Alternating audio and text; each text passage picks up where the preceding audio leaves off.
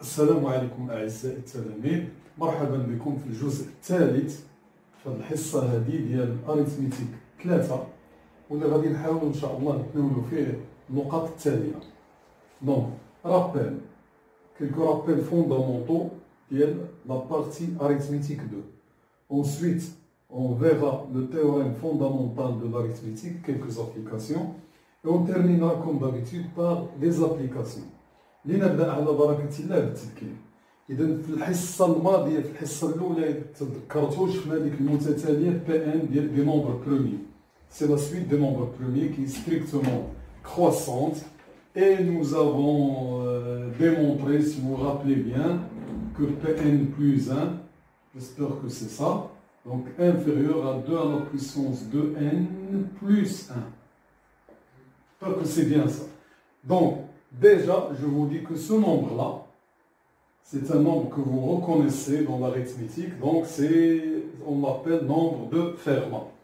Donc, dans la suite de cette séance, on traitera un exercice à propos de ces nombres-là. Ce sont les nombres de Fermat. Alors, une petite question avant de clore cette partie-là, sur ces nombres-là.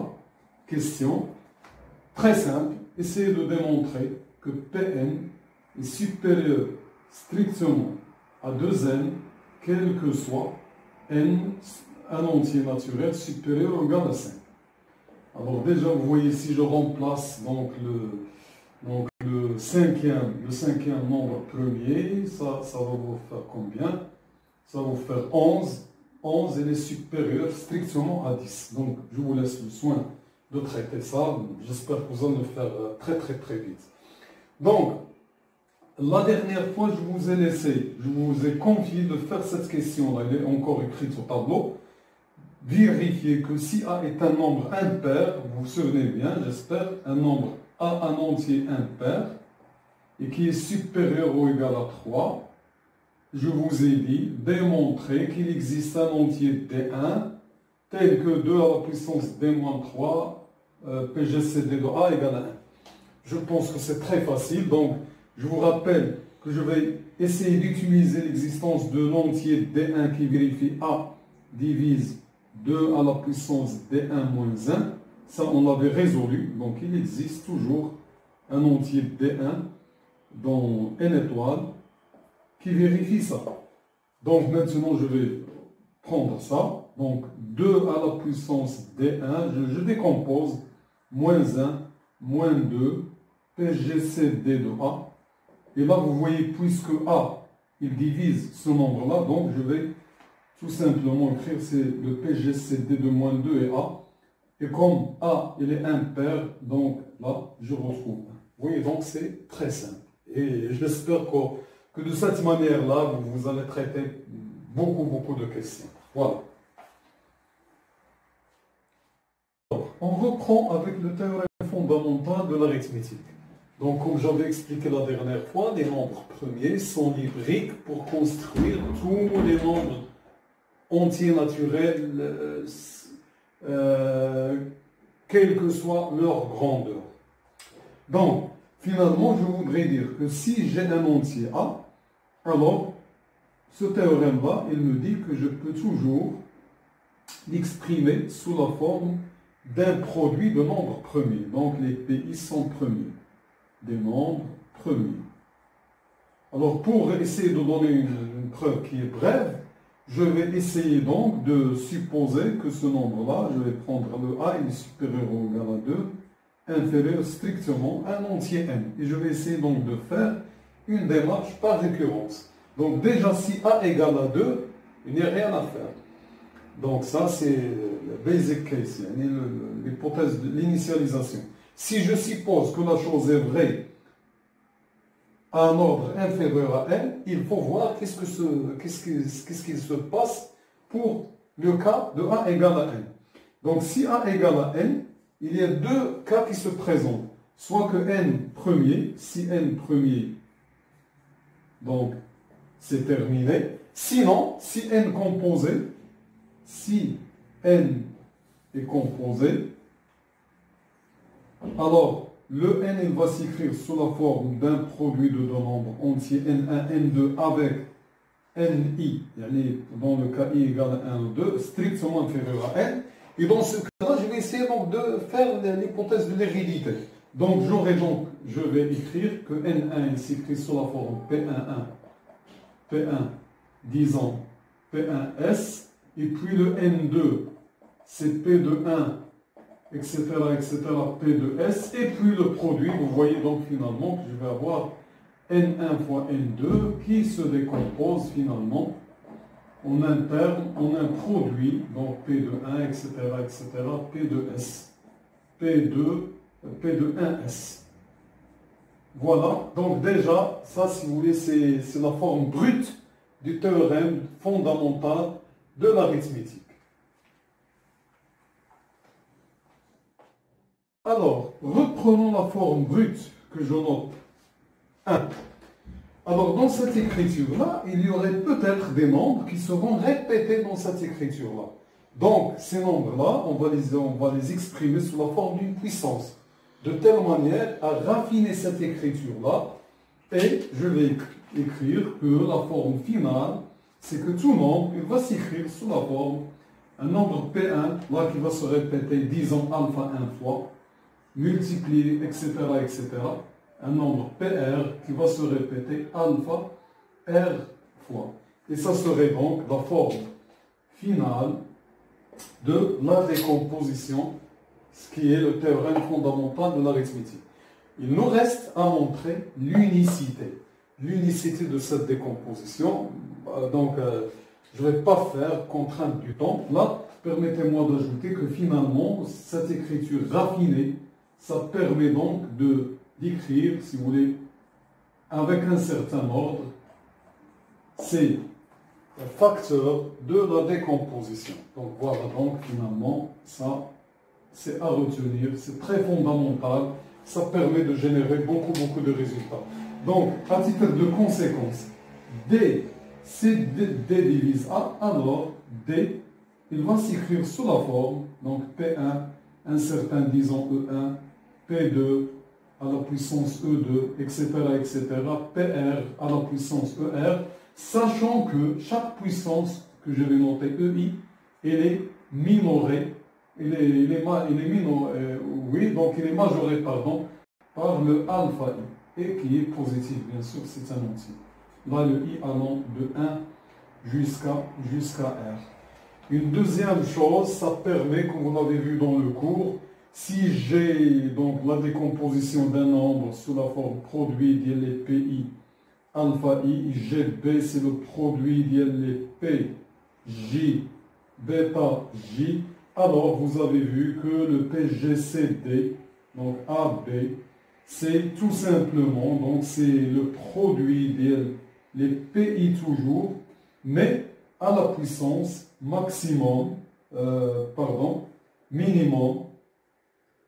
minimum des alpha I, bêta I. Je fais la même chose pour le PPCM, c'est la même écriture, mais les PI sont élevés à la puissance maximum de alpha I, bêta I. Alors, dans les exercices, je vais vous proposer quelques petites formules à démontrer.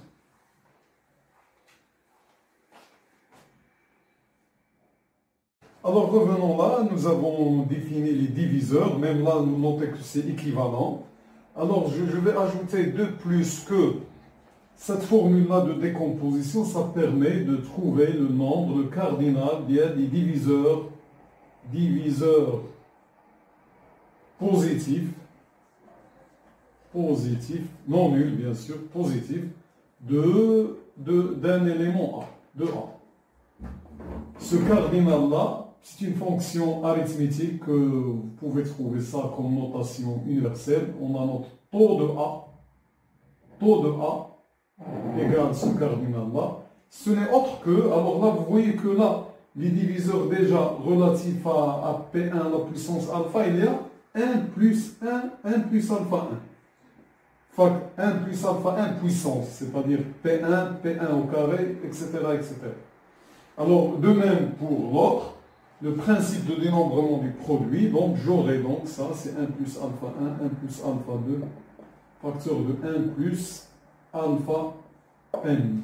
Donc vous regardez là, si vous voulez, c'est une fonction qui est multiplicative parce qu'en fait là, c'est taux de P1 à la puissance alpha 1, là, fois taux de P2 à la puissance alpha 2, etc., etc. Donc taux, donc là c'était R, taux de PR à la puissance alpha R. Bon, l'essentiel, notons que la formule, c'est ça. C'est une formule qui est intéressante. Bien, alors je vous ai dit qu'il y aurait des questions à traiter trivialement via cette décomposition. Je vous donne tout de suite que la fameuse formule, c'est que A fois B, c'est le PGCD multiplié par le PPCM. Le PPCM, je le note avec un V. PPCM. Donc, ce sont des questions à vérifier. Pourquoi? Une deuxième chose, par exemple, à traiter, c'est que le PPCM, le PGCD, AB égale à A. Pourquoi? Et vous allez voir que découvrir que ce sont des choses très simples. Par exemple, celle-là, il suffit juste de vérifier une formule entre maximum, donc, je ne sais pas où vous avez écrit, donc là, ça serait, il suffit de vérifier que maximum de alpha i, puis minimum, min, de alpha i, bêta i, disjonction de k, ça vous permet d'écrire alpha i, tout simplement. Donc cette formule-là est équivalente, juste à vérifier ça. On arrive enfin à la partie des applications. Donc ici, s'il vous plaît, comme on a l'habitude de le faire, après avoir expliqué l'énoncé qu'il va falloir faire, essayez donc de faire une pause dans la vidéo, prenez vos stylos au travail. J'explique. Donc soit un entier naturel, il s'agit de montrer l'existence d'un couple PS, sachant, donc là, si vous voulez, donc S dans N étoile, les deux sont non nuls, P premier qui divise A, et P inférieur à A à la puissance 1 sur S. 2.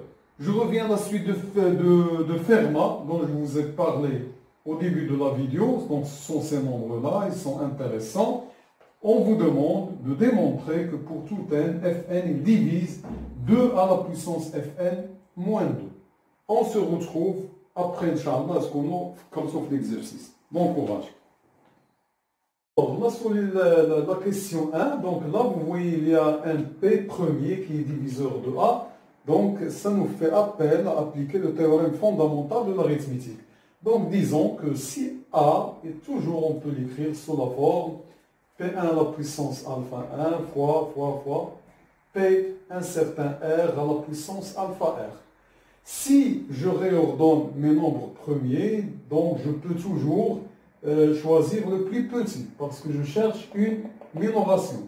Donc, si je dis que c'est P1 il est inférieur à P2 inférieur à PR, alors il est naturel, bien sûr, que j'aurai que A, il devient supérieur, même strict, à combien? À P1 à la puissance. Là, je vais garder le P1, donc à la puissance alpha 1, plus alpha 2, plus etc., plus alpha R. Puis je passe à la puissance, j'élève à la puissance 1 sur ce nombre-là. Je peux poser ce nombre-là, c'est S. Il est non nul, d'où A à la puissance 1 sur S, il majore le nombre P1. Par suite, donc c'est ce que je cherche. Là même, je peux ajouter l'égalité si vous voulez. Et voilà, mon problème il est résolu. J'ai trouvé un nombre qui est premier. C'est un diviseur de A et qui satisfait à cette relation. J'espère que vous avez analysé la question. Celle-là, c'est un petit peu plus difficile que la première question, qui était directe. Mais, tout de même, j'espère que vous avez vu les puissances là de 2. Le 2, c'est un nombre qui est premier. Donc, il y a lieu de vous rappeler un fait élémentaire que si j'ai un nombre premier P, elle va une puissance, alors ça va diviser ça dès que alpha est inférieur à bêta.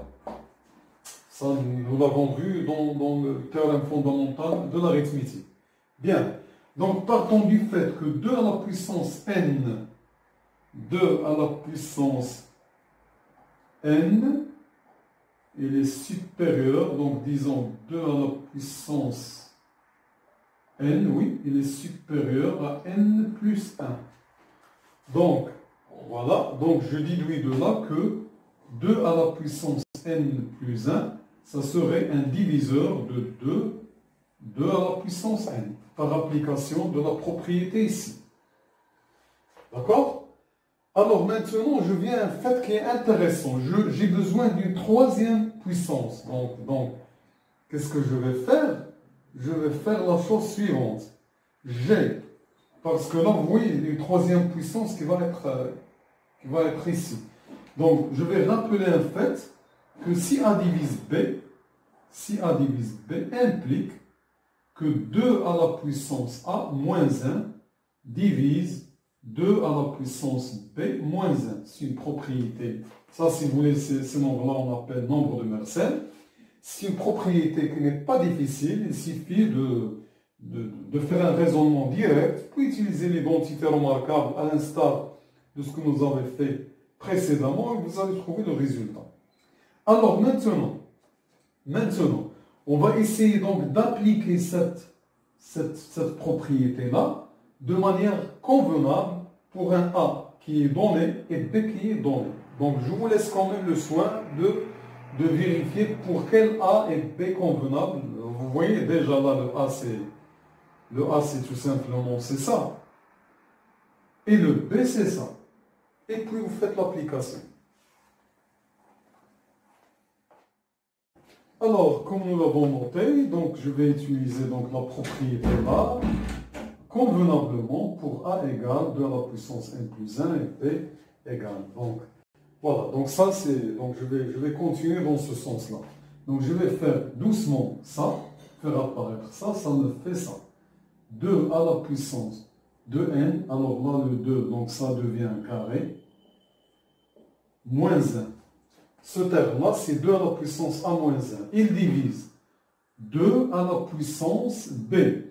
Mais là, le B, là, vous voyez, je peux l'écrire pour m'approcher de la solution. Donc, ce n'est rien autre que 2Fn moins 1. Voilà. Là, une fois que vous avez développé, vous allez, par une identité remarquable, vous allez trouver là, donc là, c'est le Fn multiplié par ce nombre-là, moins 1. Autrement dit, donc ce nombre-là, Fn, est un diviseur de ça, divise ce terme-là. Par conséquent, par la transitivité, Fn, il va me diviser ça. Donc, puisque Fn divise ça, donc disons qu'il va exister un K dans Z, dans N, puisque là, toutes les choses sont positives, tel que quoi? Tel que K fois Fn égale 2 fois à la puissance Fn moins 1, le tout moins 1. Et voilà, donc, vous voyez maintenant que la tâche est simple. Il suffit de multiplier les deux termes de l'égalité, les deux membres de l'égalité, par le nombre 2. Donc, je vais avoir donc 2K fois Fn égale 2 fois Fn, et puis là, moins 2. C'est-à-dire que Fn divise 2 à la puissance Fn moins 2, ce qui achève la preuve. Bien. Donc, maintenant, une fois que nous avions fini ça, je vais vous lancer un petit défi pour la prochaine fois. Donc, question 1. Alors, essayez donc de vérifier que la fonction taux, que nous avons le nombre des diviseurs positifs, alors je pense qu'il est majoré par 2 fois racine de n. Essayez, s'il vous plaît, de vérifier ça. Est-ce que c'est vrai, est-ce que c'est faux? Donc, voilà. Une première, une question. Donc, la prochaine séance, Inch'Allah, mettez ça dans vos projets de zéro, il sera consacré à l'arithmétique 4, qui sera spécialement pour